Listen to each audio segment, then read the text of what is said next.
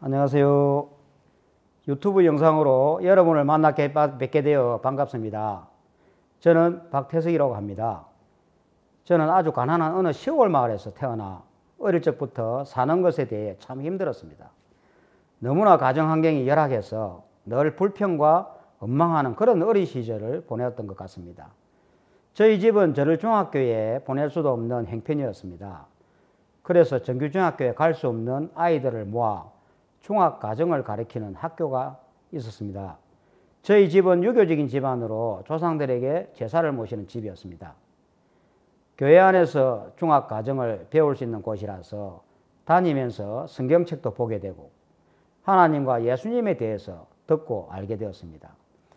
어릴 적 어느 날 내 눈에 보이는 이 만물들이 어떻게 만들어져 존재하는가 라는 생각이 들 때가 있었습니다. 하나님이 창조하셨구나. 만드신 분이 하나님이시구나 하고 마음에서 받아들였습니다. 전에 알지 못했을 때는 죄를 짓고 살지만 죄에 대하여 별로 큰 감각 없이 살았습니다. 교회에서 듣고 배워 알게 되면서 스스로를 발견하니 제 자신이 정말 더럽고 추한 죄인이었습니다. 도둑질도 많이 하고 거짓말도 하고 악한 짓도 많이 했습니다. 제 마음을 살펴보다가 마음에 죄가 있는 분명한 죄인이었습니다. 누구 앞에 말은 안 하지만 제 속은 너무 더럽고 추하고 내 영혼의 모습이 너무나 악했습니다. 그 때문에 지옥 가니까 회개 기도를 하라고 했습니다. 율법을 지키고 착하고 선한 삶을 살면서 하나님의 말씀대로 살려고 마음을 먹었습니다. 원죄는 예수님이 십자가에서 사했지만 자범죄는 회개 기도로 사함받는다고 들었습니다. 교회에서 목사님이 그렇게 말씀하시니까 그런 신앙이 맞는 줄 알았습니다. 그런데 회개 기도를 해도 순간 속은 잠시 후련하고 평안해지는 생각이 들었지만 죄는 여전히 남아 있었습니다. 죄 때문에 지옥 가는데 어떡하지? 이런 생각 때문에 두려웠습니다. 그래서 늘 회개 기도를 하고 살았습니다. 율법을 지키라고 배웠기 때문에 지키려는 마음을 가지고 해보았지만 다 실패했습니다. 저는 안 되더라고요. 이 성경이 하나님의 말씀이구나. 이 세상에 정말 많은 책들이 있지만 성경은 하나님의 말씀의 책이구나 하면서 또 잘 읽지는 못했습니다. 그냥 교회에서 하라는 대로만 배워서 예수님을 믿는다고 말하며 교회를 다녔습니다. 어쩌다가 읽어도 무슨 말씀인지 잘 이해도 안 되고 모르는 부분이 많았습니다.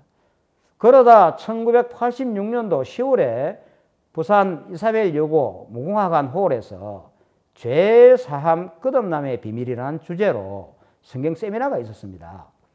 그 집회에 참석해서 복음을 듣게 되었습니다. 강사 목사님이 전하는 말씀을 듣는데 내가 다녔던 목사님의 설교 말씀과 다르다는 생각이 들었고 이후 신앙 상담을 받게 되었는데 성경을 펴서 말씀을 찾아가면서 전해주시는데 하나님의 마음을 알아가게 되었습니다.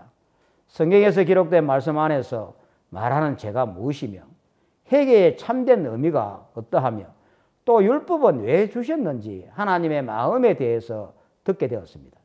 지금까지 제가 알고 있는 또 하고 있는 이 신앙이 틀렸구나, 잘못되었구나 하고 마음에서 인정하고 받아들여졌습니다. 앞에서 이야기한 것처럼 죄를 회개 기도로 사함받는다고 알고 해왔는데 성경에 기록된 하나님의 말씀은 피로 죄를 씻는다고 되어 있었습니다. 레위기 17장 11절에 보시면 육체의 생명은 피에 있음이라. 내가 이 피를 너희에게 주어 단에 뿌려 너희의 생명을 위하여 속하게 하였으니 생명이 피에 있으므로 피가 죄를 속하느니라 하였습니다. 구약시대의 이스라엘 백성들이 죄를 범했을 때 흠이 없는 염소나 양의 짐승들을 잡아 그 피로 속죄함을 받는 제사를 드렸다고 성경 레위기에 자세히 기록이 되어 있었습니다.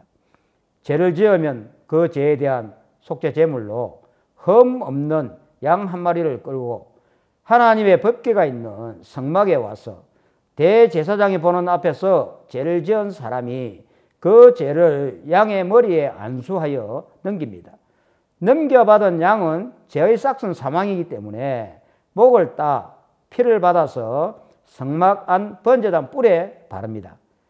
하나님 보시기에 번제단 뿔에 죄가 기록이 되어 있다고 합니다. 성경 에레미야 17장 1절에 보시면 유다의 죄는 금강석 끝 철필로 기록되되 그들의 마음판과 그들의 단뿔에 새겨졌건을 하였습니다. 죄를 지으면 사람은 마음판에 기록이 되고 하나님이 보실 때는 번제단 뿔에 기록이 된다고 했습니다. 이런 하나님이 정해주신 죄 사함을 받기 위한 속죄 제사가 구약시대는 흠 없는 짐승의 피로 죄를 사함받게 되었습니다. 신약에 와서는 예수님이 십자가에 못 박혀 돌아가셨습니다. 가시면류관을 쓰고 채찍에 맞으시며 창으로 옆구리를 찔리셔서 온몸에 피와 물을 다 쏟으셨습니다.